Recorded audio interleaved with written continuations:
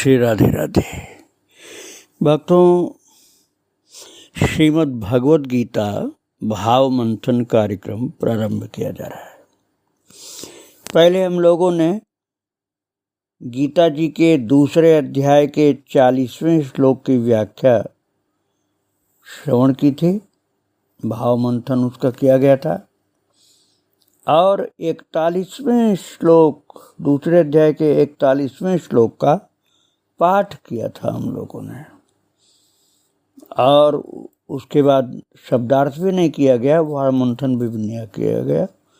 इसलिए अब हम 41वें श्लोक का पुनः एक बार पाठ करते हुए आपको आगे लेकर चलते हैं। व्यवसायात्मिका बुद्धि रेके कुरु नंदन, बहुशाखा ह्यनन्ताश्च बुद्धयो व्यवसायिनाम्। इस श्लोक का शब्दार्थ है भक्तों, भगवान कह रहे हैं अर्जुन से कि हे अर्जुन, इस कर्म योग में निश्चयात्मिका बुद्धि एक ही होती है। जिस निष्काम कर्मयोग की बात ठाकुर जी कर रहे हैं उसमें कह रहे हैं निश्चयात्मिका बुद्धि एक ही होती है, किंतु अस्थिर विचार वाले, अर्थात जिनके विचार में स्थिरता नहीं है, वो विवेकहीन सकाम मनुष्यों की बुद्धि वाले होते हैं। तो उनकी बुद्धियों में निश्चय ही बहुत भेदों वाली और अनंत प्रकार की होने की गड़बड़ी होती है। तो इस पर हम भाव मंथन अब करने चल रहे हैं कि भगवान कह रहे हैं अर्जुन, कुरुनंदन संबोधन है यहाँ, हे कुरुनंदन अर्जुन, इस निष्काम कर्म योग में व्यवसायात्मिका बुद्धि ही एका इह, अर्थात दृढ़ निश्चयात्मिका। व्यवसायात्मिका का तात्पर्य हुआ दृढ़ निश्चयात्मिका। दृढ़ निश्चयात्मिका बुद्धि एक ही होती है, और अर्थात निश्चय एक ही होता है, और बहुशाखा ही अनंताः च बुद्धयः अव्यवसायिनाम्, अर्थात जिनकी दृढ़ निश्चयात्मिका बुद्धि नहीं होती उनको अव्यवसायी कहा गया भक्तों। तो उनकी बुद्धि की बहुत सी शाखाएं होती हैं और अनंत रूप होते हैं। बहुत सी शाखा का तात्पर्य है कि कोई मिल गया नास्तिक तो नास्तिक हो गए, कोई मिल गया आस्तिक तो आस्तिक हो गए। बुद्धि कहीं टिकती नहीं है, वो न नास्तिक होते हैं न आस्तिक होते हैं। जैसा माहौल जहाँ बना वैसे वो ढल जाते हैं। जिसको मुहावरे के रूप में कहा गया है, गंगा गए गंगादास, यमुना गए यमुनादास। अर्थात कभी वो निर्गुण निराकार वाले हो जाएंगे, कभी सगुण साकार वाले हो जाएंगे, और कभी कहेंगे कि नहीं नहीं नहीं, हम भगवान को ही नहीं मानते। उसी को अव्यवसायी बुद्धि वाला कहा जाता है। अब यहाँ पर अनन्यता की बात कही गई भक्तों। निश्चयात्मिका बुद्धि का मतलब अनन्यता वाली बात है। आगे चल करके 9वें अध्याय में भगवान इसी को अनन्य भक्ति बताएंगे। अभी निष्काम कर्मयोग का स्वरूप बता रहे हैं। यहाँ पर जहाँ मैं अभी आपको दूसरे अध्याय के 41वें श्लोक में लेकर चल रहा हूँ, यहाँ पर इसको कर्मयोग कहा गया है, निष्काम कर्मयोग। अब देखो भाई, गीता जी में जो कर्मयोग है वो भक्ति विहीन नहीं है। इस बात को हमें समझना पड़ेगा पहले। ऐसा नहीं कि हम कर्म करते रहें और भक्ति न करें, वो कर्म की बात की जा रही है, ऐसी बात है ही नहीं। यहाँ गीता जी में कर्मयोग ऐसा है जिसमें भक्ति मिश्रित है। वो कर्मयोग नहीं जो भक्ति विहीन है। कर्मयोग का तात्पर्य है भक्ति युक्त निष्काम कर्मयोग, गीतोक्त जो कर्मयोग है। मैं और ग्रंथों की बात नहीं कर रहा हूँ। जो गीतोक्त कर्म योग है उसका अर्थ है भक्ति युक्त निष्काम कर्मयोग। और व्यवसायत्मिका अर्थात दृढ़ निश्चयात्मिका बुद्धि एका ही, बुद्धि एक ही इसमें होती है। निष्काम कर्मयोग में दृढ़ निश्चयात्मिका बुद्धि एक ही होती है। अर्थात वो बार बार ढुलमुल नहीं होता कि नास्तिक मिल गया तो नास्तिक हो गए, निराकारी मिल गया तो निराकारी हो गए, भक्त मिल गया तो भक्त हो गए, लेकिन टिकते नहीं कहीं। वो निश्चयात्मिका नहीं होती, एक ही होती। वो एक ही बुद्धि, एक जैसा निश्चय वाली बुद्धि हो तब व्यवसायत्मिका हुई। अर्थात कर्मयोग में दृढ़ निश्चयात्मिका बुद्धि एक होती है। तात्पर्य कि लक्ष्य एक ही होता है, हमें अपने प्रभु की सेवा करनी है, ये लक्ष्य हुआ। अब ठाकुर जी की सेवा के लिए ही जीवन मिला है, ये विचार उसको प्राप्त हो चुका होता है, इसलिए उसकी बुद्धि निश्चय कर चुकी होती है।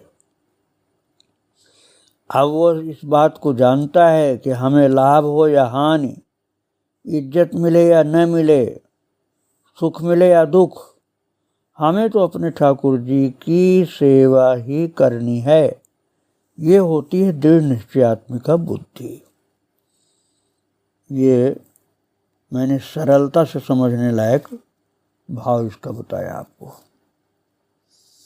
अब आगे प्रभु कहते हैं बहुशाखा ही अनंता च बुद्धेय अव्यवसायिनम। इसी श्लोक में दूसरी लाइन में कही गई बात है। उसका भाव ये है कि जिनकी बुद्धि दृढ़ निश्चयात्मिका नहीं होती है, दृढ़ निश्चय वाली बुद्धि जिनकी नहीं होती, उनकी बुद्धि की बात अब ठाकुर जी बता रहे हैं कि वो लोग कौन होते हैं जिनकी दृढ़ निश्चय वाली बुद्धि नहीं होती।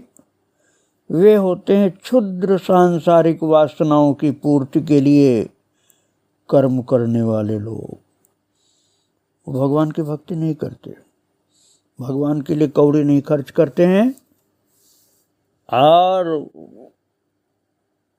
सांसारिक स्वार्थ के लिए सब कुछ स्वाहा करते हैं, क्योंकि भगवान से उनको मतलब नहीं होता है।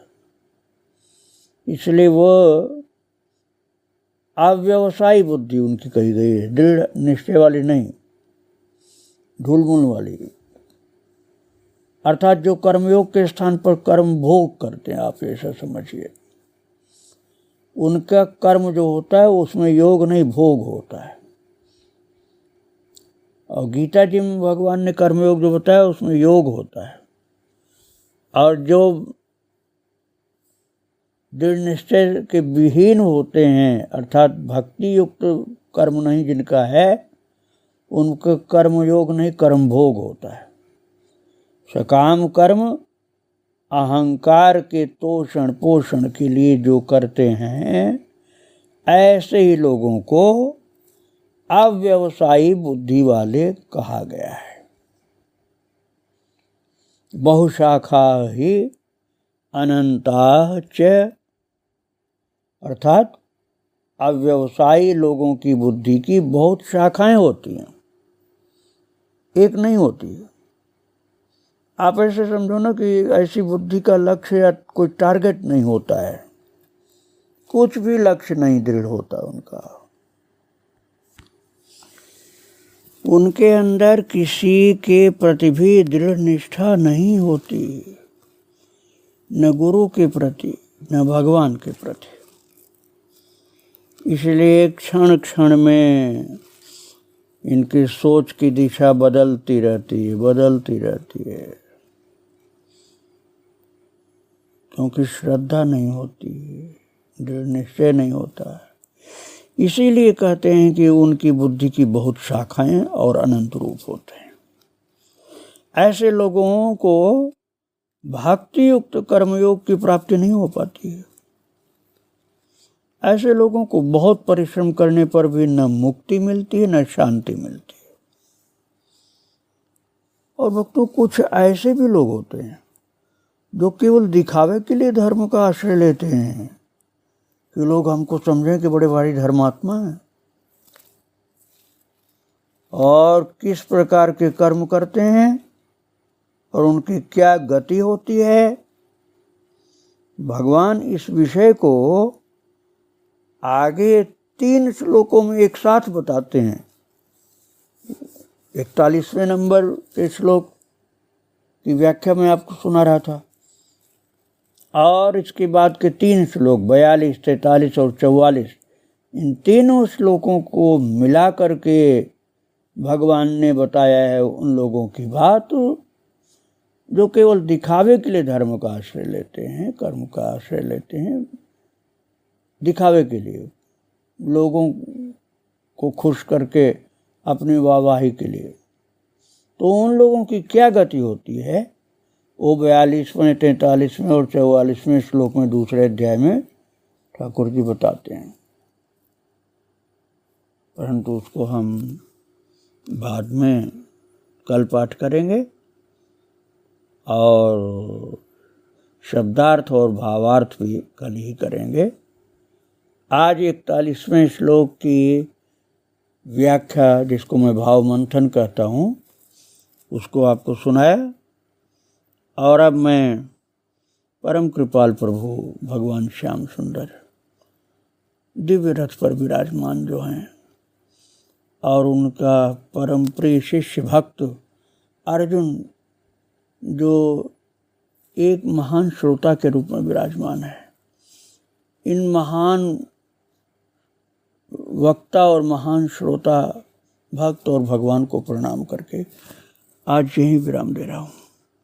श्री राधे राधे, जय श्री राधे राधे। वृंदावन बिहारी लाल की जय, राधा रानी की जय।